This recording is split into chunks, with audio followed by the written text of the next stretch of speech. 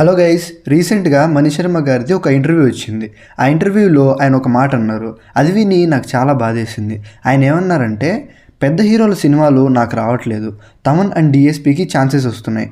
ఒక 5 సినిమాలు ఉంటే వాళ్ళిద్దరికీ 2 సినిమాలు ఇచ్చి ఒక్క సినిమా నాకు ఇచ్చినా బాగుంటుంది, జనానికి కూడా మంచి వెరైటీ ఉంటుంది అని ఆయన చెప్పారు. నిజమే భయ్యా, రీసెంట్ టైమ్స్లో ఆయనకు ఛాన్సెస్ వచ్చింది చాలా తక్కువ. 2023లో అయితే ఓన్లీ బెదుర్లంక సినిమా మాత్రమే. 2022లో ఆచార్యనే లాస్ట్. ఆయన కెరీర్ స్టార్టింగ్లో ఒక్కో ఇయర్కి 8 నుండి 10 సినిమాలు చేసే స్థాయి నుండి ఇప్పుడు సంవత్సరానికి కేవలం 1-2 సినిమాలు మాత్రమే చేస్తున్నారు. మణిశర్మ గారు కెరీర్ స్టార్ట్ చేసింది రాత్రి అంతం అనే సినిమాలతో. ఆ రెండు కూడా ఆర్జీవి తీసిన మూవీస్. ఆ తర్వాత ప్రేమించుకుందాంరా, బావగారు బాగున్నారా అనే సినిమాలతో ఆయన టాలెంట్ నిరూపించుకున్నారు. బావగారు బాగున్నారా అనే చిరంజీవి గారి సినిమాలో ఆంటీ కూతుర అమ్మ అప్సరా సాంగ్ అయితే ఒక రేంజ్ హిట్ అయింది. ఇప్పటికీ ఆ సాంగ్ వింటూ ఉంటారు. 2001లో వచ్చిన మురారి అండ్ ఖుషి ఆయన బెస్ట్ ఆల్బమ్స్లో ఇప్పటికీ ఉంటాయి. మురారి మూవీలో అలనాటి రామచంద్రుడు సాంగ్ అయితే ప్రతి తెలుగోడికి తెలిసిన సాంగ్ అది. ఎందుకంటే ప్రతి పెళ్లి ఆల్బంలోనూ ఆ సాంగ్ లేనిదే పెళ్లి జరగదు. అండ్ ఆ సాంగ్ విన్న ప్రతిసారి మనకు నాస్టాల్జియా ఫీల్స్ వస్తాయి. 2 జనరేషన్స్ గుర్తుపెట్టుకునే సాంగ్ ఇచ్చారు ఆయన. చిరంజీవి గారికి కూడా చార్ట్ బస్టర్ సాంగ్స్ ఇచ్చారు. ఇంద్ర, ఠాగూర్, స్టాలిన్ ఇలాంటి మంచి ఆల్బమ్స్ ఇచ్చారు. ఠాగూర్లో చిన్నగా సాంగ్, ఇంద్రాలో రాధే గోవిందా సాంగ్స్ ఇప్పటికీ చాలా ఫ్రెష్గా ఉంటాయి. తర్వాత గుడుంబ శంకర్, అతడు, జై చిరంజీవ, పోకిరి, చిరుత, కలేజా ఇలాంటి మర్చిపోలేని ఆల్బమ్స్ కంపోజ్ చేశారు. అలాంటి ఆయనకి ఇప్పుడు సినిమాలు తక్కువైపోయాయి.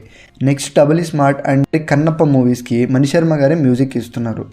పూరి జగన్నాథ్ గారు వాళ్ళ ఫ్రెండ్స్ని నమ్మి తన ఆస్తి మొత్తాన్ని ఆల్మోస్ట్ పోగొట్టుకున్నారు అని మనకు తెలుసు.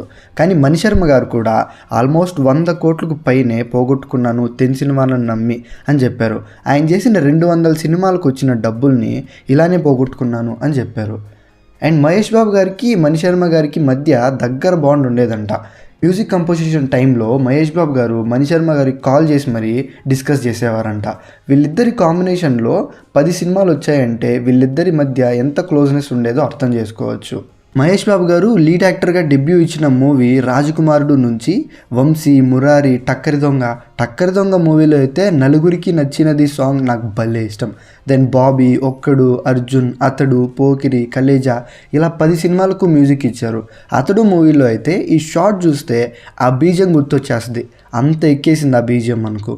అలాంటిది ఇప్పుడు ఏమైందో ఎవరు ఏం చెప్పారో తెలియదు కానీ మహేష్ దూరం అయిపోయాడు అని చెప్పారు మణిశర్మ గారు. కలేజా మూవీలో సదాశివ సన్యాసి సాంగ్ కూడా ఒక devotional Sangla, same time high ఇచ్చే సాంగ్లా ఉంటుంది. ఎన్నిసార్లు విన్నా సేమ్ ఫీల్ ఉంటుంది ఆ సాంగ్లో. అండ్ మీరు ఎప్పుడైనా ఒక 10 నిమిషాలు డ్యూరేషన్ ఉండే సాంగ్ విన్నారా? కృష్ణం వందే జగద్గురం మూవీలో టైటిల్ సాంగ్ 9 నిమిషాల 25 సెకండ్స్ డ్యూరేషన్ ఉంటుంది. చాలా ఇంటెన్స్ సాంగ్ అది.